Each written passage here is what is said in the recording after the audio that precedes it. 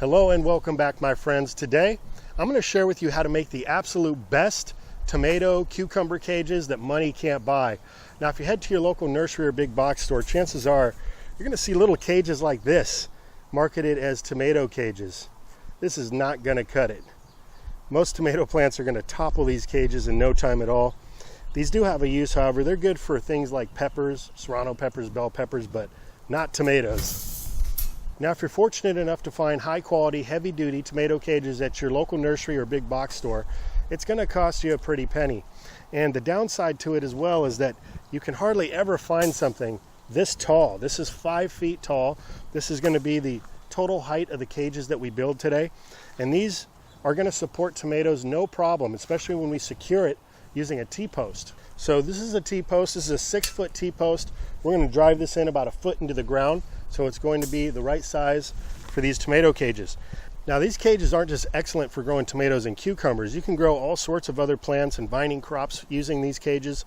We've grown loofah gourd, calabash gourd. You can do pole beans.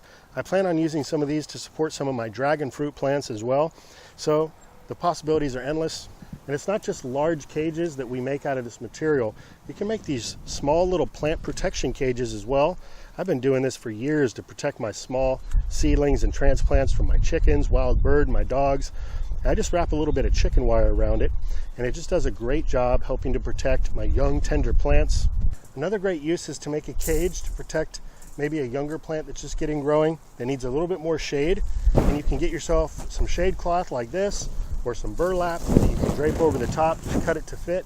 That's going to offer your plant just a little bit more extra shade in the summertime to help protect them. This is going to be especially useful for folks who live in extremely hot climates, Arizona, Nevada. So this is called concrete reinforcement mesh, and it comes in rolls of 5 feet by 150 feet, and that came to about $135. The thing about that is we can make over 20 tomato cages when we cut 6-foot lengths to make our cages out of this. So between this, the T-post, and then we're going to use these little rebar ties to connect everything together.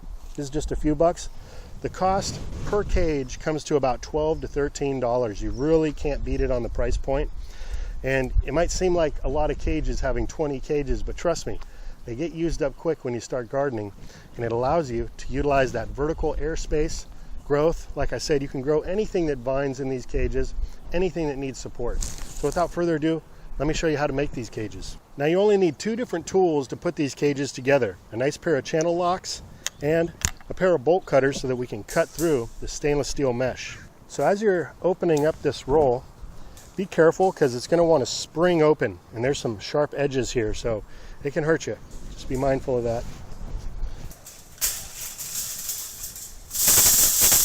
I highly recommend wearing gloves when you're doing this as well.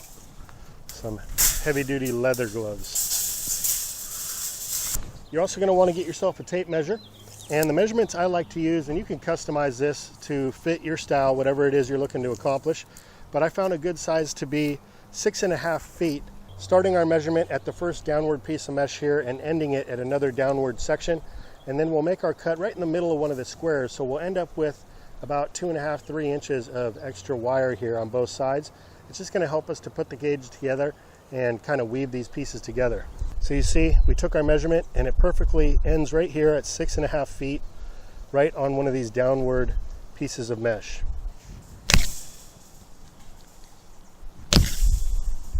See, these bolt cutters just go right through the steel like butter.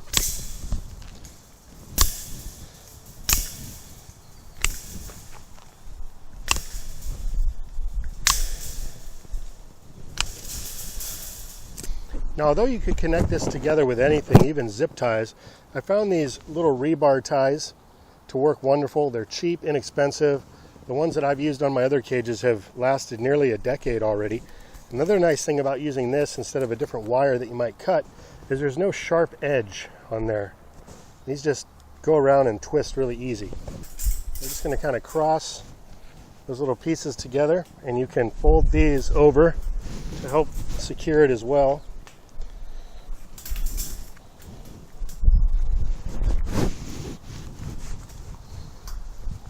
And yes, you could just fold these ends all the way over and tie it together, but then again, you've got these sharp edges. So I just kind of like to bend them just enough to get them in alignment with the rest of the cage, get them out of the way. And then we go over and reinforce it with the ties.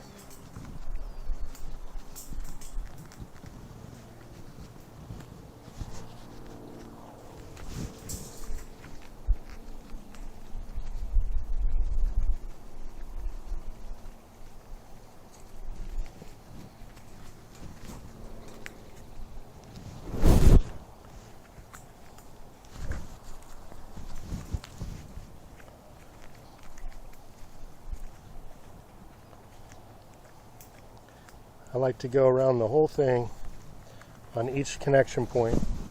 This extra step just gives it that added bit of rigidity and really turns them into lifelong cages. Something else worth mentioning, if you do head over to your big box store and you're looking at these rolls, you're probably going to notice some rust on them. Don't fret, it's not a big deal. They're all going to have some rust. They're not galvanized steel, but these things definitely stand up over time. I'll show you some of the cages that I made 9 years ago that are still holding up great. Also, I want to send a quick shout out to Webb Cajun. He is the original inventor of these cages. He's the first person I saw on YouTube back in 2009 making tomato cages this way. So go check out his channel. I'll leave a link below. He hasn't posted in quite some time, so I hope he's doing okay, but definitely worth a mention. He's got a lot of other good content on his channel as well, so hope you check it out. Now it's put together, I'm just going to round it out a little bit. Put a little pressure here, the connection joint.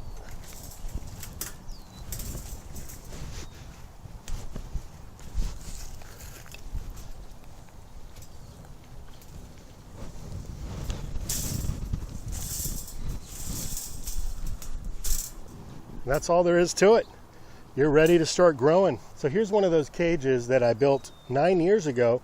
You can see it's caging up this tomato plant nicely here. The last thing I need to do is secure this cage using a T-post. If I don't, over time as this tomato fills up the cage, it's going to want to topple over. So it's an important step. It's something that you can do later. If you're just building your cages right now, just get that done and out of the way. Then you can come back around later and tap in your T-post. So you're going to get your T-post and face the side with the notches outward towards you. And it's really handy if you can get yourself one of these post pounders. Makes quick work out of this whole thing.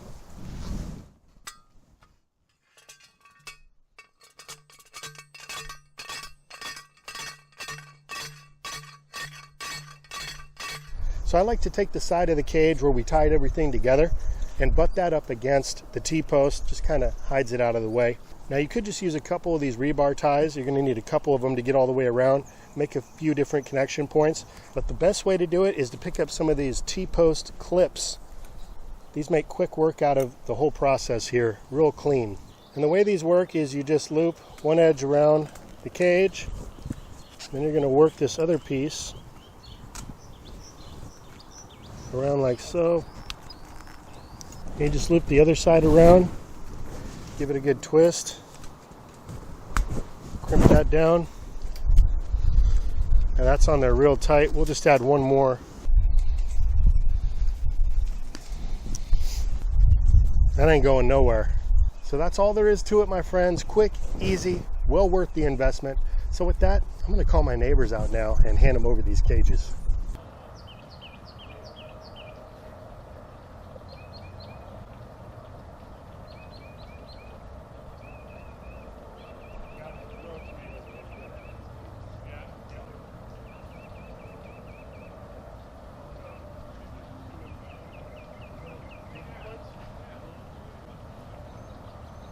Good for peppers.